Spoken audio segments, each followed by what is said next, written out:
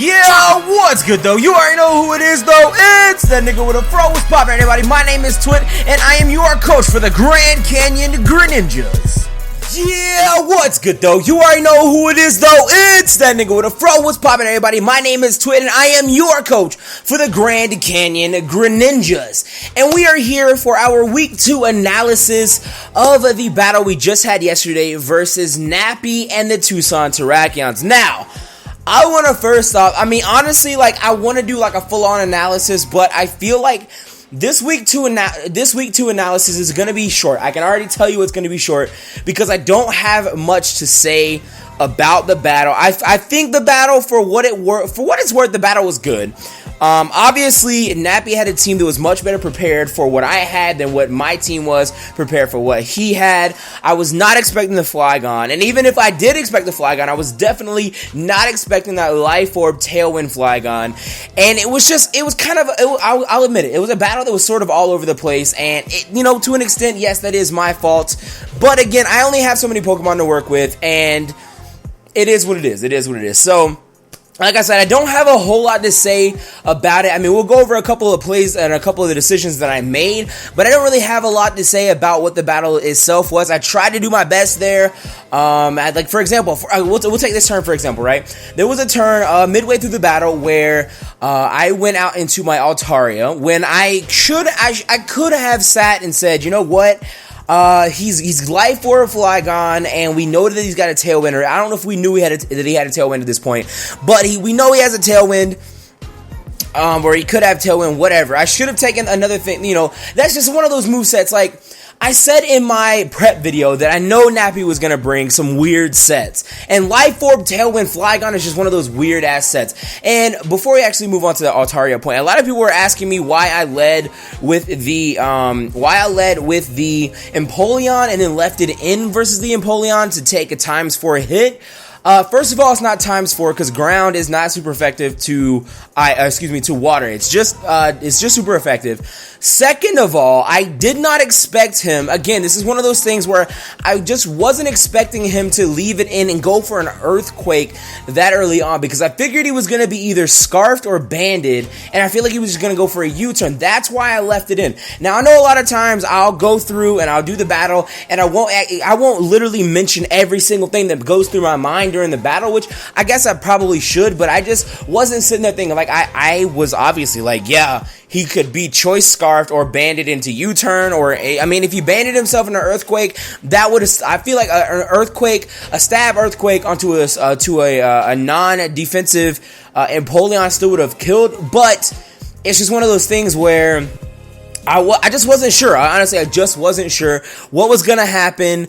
I thought he was just going to U-turn on out, and that's why I believe I went for the Stealth Rocks in the first turn, because I figured I was going to force him out just to U-turn on out, and if I would have gotten my rocks up, I would have had such a much easier time with dealing with his team because he would not have been able to make so many switches. His Rotom would not have appreciated those rocks. What else was it? The Gardevoir would have, nothing on his team honestly would have appreciated rocks, especially as many times as he swapped Pokemon. Nothing on his team would have appreciated the rocks, and it just would have opened me up for a lot more opportunity, especially, for example, I believe I went for the Psychic. I want to say I went for the Psychic when, again, I said it in my prep video, I'm not really that comfortable running a non-Psyshock Alakazam, or running Psychic versus running Psyshock on Alakazam, and that was one of those situations where if I would have had Psyshock, I feel like I would have done so much more damage.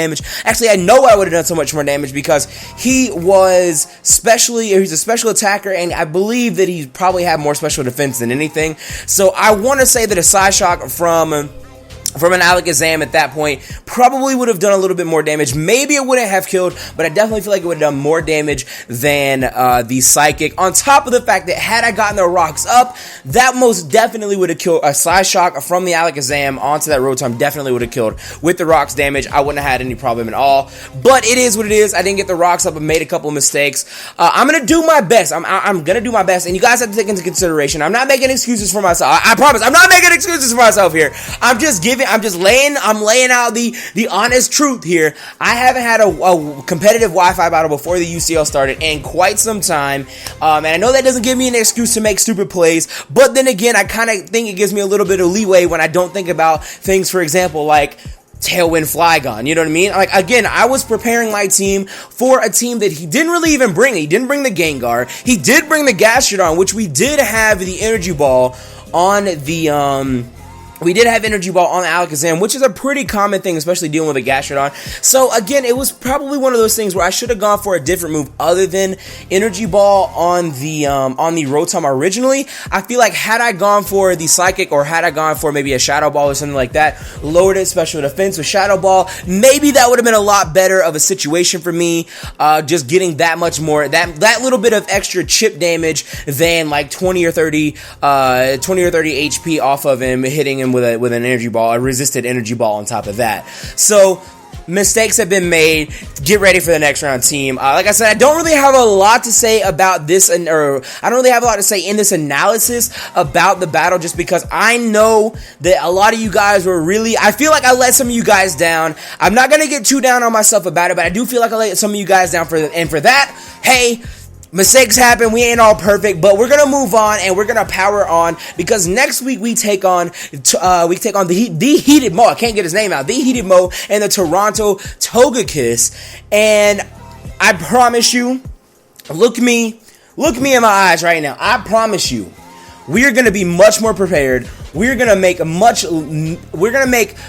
whole hell of a lot fewer mistakes, if any mistakes at all, and we're gonna play our ass off in this battle. I'm telling you that as the coach of the Grand Canyon Greninjas, we are coming through next week. We're gonna make one hell of a match. We're gonna make one hell of a game. It's gonna be one hell of a match versus Mo and the Toronto Togekiss. I promise you that right now. Mark my words. Come this Saturday, when it is the Grand Canyon Greninjas versus the Tucson Terrakions, we will put in work. So hope you guys enjoyed this little analysis video. The analysis video, I'm going to try not to make them too terribly long, because, you know, we've got like a billion UCL videos going up every weekend, and I want you guys to go watch them all. So I'm not going to take up too much more of your time here, but I want to say, again, thank you for all the love and support. All of the coaches, honestly, love the support, and we appreciate it. But the coach, especially of the Grand Canyon Greninjas, myself, my name is Twit. You guys already know that.